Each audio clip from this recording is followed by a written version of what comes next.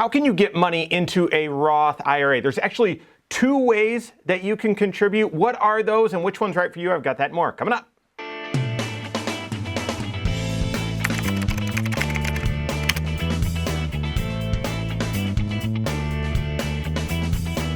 My name is Mike Bernard. I'm the host of the Wise Money Show. I'm also one of the certified financial planners right here at Korhorn Financial Group. Make sure you hit that subscribe button, turn on notifications, and smash that thumbs up button. One of the common questions that we get as comprehensive financial planners, and obviously love the Roth IRA, but one of the common questions we get is, can I contribute? How can I get money into a Roth IRA?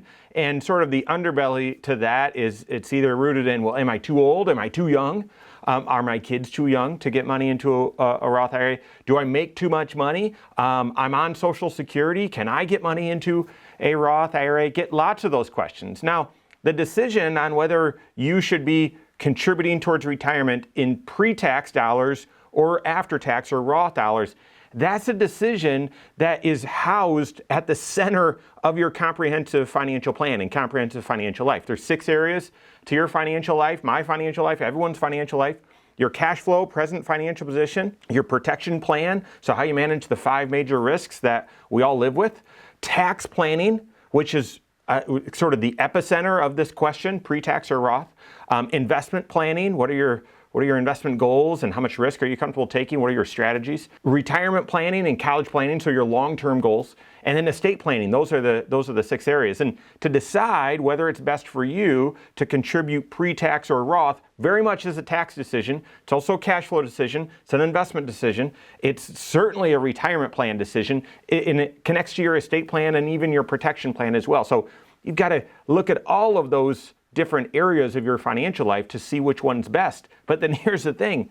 You constantly have to reevaluate that because your life is changing, the tax rules are changing, your goals might be changing. And so on an ongoing basis, at least every year, or certainly when something big changes, when a big financial event occurs in your life, hey, does it still make sense to be contributing pre-tax or Roth? And there's been, through tax law changes and just where we're going as a country with the amount of debt we have and all that, there's sort of been this Rothification where both consumers or investors, myself included, love the Roth because it seems like a good trade to pay tax on the contribution today, to not get a tax benefit on the money I put into my Roth today. But more importantly then, have it grow tax-free from that point forward. That seems like a good trade, but then there's also been this Rothification as well because Congress or the government likes it as well. They would rather have people not get a tax deduction today, and they're comfortable, even though it seems like as an investor, I'm getting an unbelievable deal. The government is saying, no, we just want the tax dollars today. We'll figure out tomorrow. And which seems like the root of a lot of problems with the government. But anyway, so there's more, Roths are becoming more and more encouraged and rules are loosening up so that people can use them even more in more flexible ways. So again, let's go back to the question. How can I get money into a Roth? Well, there's 2 ways. There's 2 ways for you to get money into a Roth IRA. Actually, same with 401k, 2 ways that you can get money into the Roth 401k as well. The first way is that you can contribute money into the Roth IRA or to a Roth 401k if you have that available to you. So who can contribute to a Roth IRA? Is there an age limit, whatever? No. Any age, whether you're 18, 16, doesn't really matter, or 76 or 86. So what's the eligibility? You need to have earned income, paycheck money, earnings. So Social Security doesn't count, although drawing Social Security doesn't mean you're ineligible. You need to have paycheck money. You need to have wages. You need to have employment income or self-employed income. And then your contribution amount is up to 100% of what you earn of those earnings, but capped at $6,500 for 2023. It's going to be $7,000 for 2024. That's the actual, so whichever is lower, okay? So if you only earn $3,000, then your maximum contribution to a Roth IRA is $3,000. If you earn 30 grand or 300 grand, or well, we'll get back to that. If you earn 30 grand, well, your maximum contribution, the 6,500 or 7,000 is the limit. Extra $1,000 if you're age 50 or older and can do a catch up. So you've got to have earned income to be able to contribute this first way of getting money into a Roth IRA. You've got to have earned income, but you can't have too much. So if you make too much money, then you're not eligible to contribute to a Roth IRA. And again, it's not how old you are and any of that.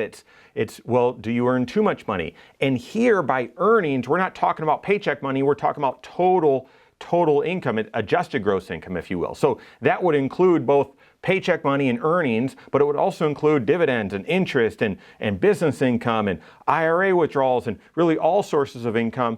Subtracting out any above the line deductions gets you to your adjusted gross income. If your adjusted gross income is above certain thresholds, then you begin to be limited on how much Roth IRA contribution you can make. And if it's above even higher thresholds, you can't make a contribution at all. For 2023, married filing jointly, if your adjusted gross income is over $218,000, then you begin to be limited on how much you can contribute to a Roth IRA. Over $228,000, you can't contribute to a Roth IRA at all.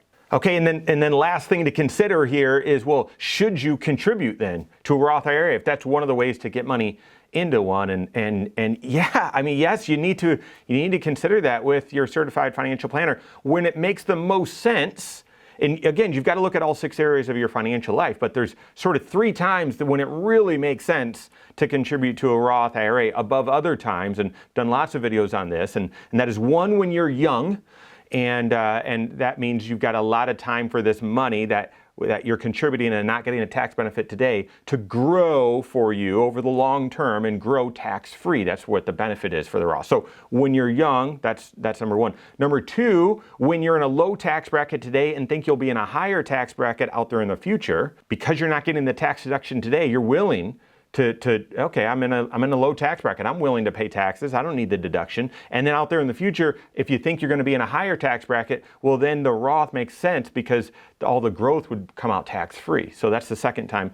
And then third is when the stock market's just recently had a downturn. And I hesitate even saying that because as a long-term investor, I look more on the horizon than I do the short term, and therefore any time seems like to be a good, valuable time to be investing in stocks and to be a shareholder in the world's greatest enterprises, because over 10 years and 15 years and 20 years, it should certainly be worth a lot more out there in the future, therefore benefit Roth IRA. But certainly after a 10 or 15 or 20% decline in the stock market, putting money into a Roth IRA where that rebound then would be in stocks would be growth, and in the Roth tax-free growth, that's when it makes a lot of sense as well. All right, so that's the first way to get money into a Roth IRA. You're probably familiar with that, but those are some of the rules. You can contribute money.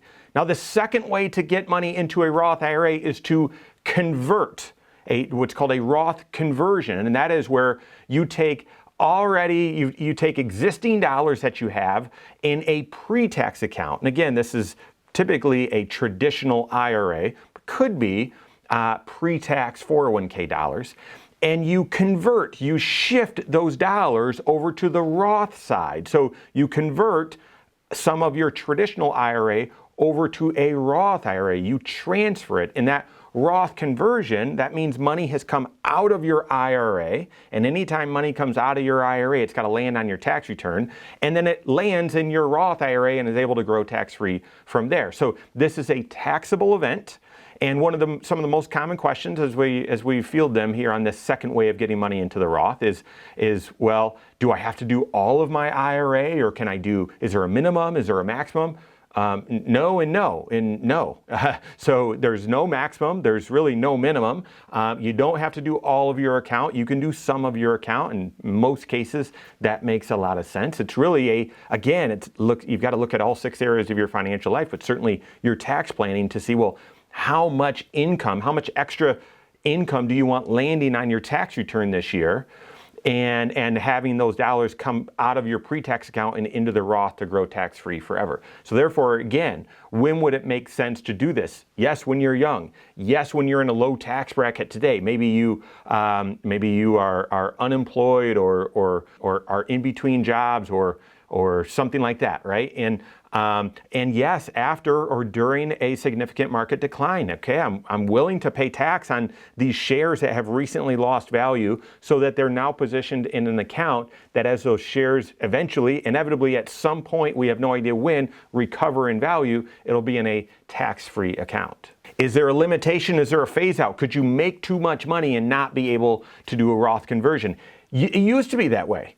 Back in 2010, I think, is when they lifted that threshold. It used to be that if your adjusted gross income was $100,000 or more, you couldn't do a Roth conversion. But as I said many words ago at the beginning of this video, the IRS wants your tax dollars. So they lifted that restriction. That's no longer there. So even if your adjusted gross income's $1 million, you could do a Roth conversion. And we've shared on our talk show before and on this channel before that we've done the math with some folks who have said, I want to do a Roth conversion of $500,000. I'm willing to pay the tax right now, pay the penalty right now, so that those dollars can grow tax-free out there in the future. So working with your certified financial planner, doing comprehensive financial planning, looking at all 6 areas of your financial life, that'll help you determine when a Roth conversion makes sense. Because it's taxable, you want to make sure you've got a plan for paying the tax. Withholding dollars on a Roth conversion often doesn't make sense, especially if you're under the age of 59 and a half, because those withholdings are dollars that came out of the IRA, didn't land in the Roth, and therefore would have an early withdrawal penalty to them. So working with your CFP to manage the tax consequences as well is vital to that strategy. So those are the 2 ways to get money into a Roth IRA or Roth 401k. You can contribute if you're eligible, have enough income, but not too much. And you can convert, and that can be at any time, regardless of your situation. So work with your certified financial planner. See if which one or both makes sense in your situation, either right now or if circumstances change or goals change out there in the future. Work with your CFP on that. If you don't have a CFP on your team, contact one on my team. Find us online, Korhorn.com. That's Korhorn with K, wisemoneyshow.com. You can find us there as well. Or give us a call, 574-247-5898. All right, there you have it. Go out and take your next wise step in your financial life.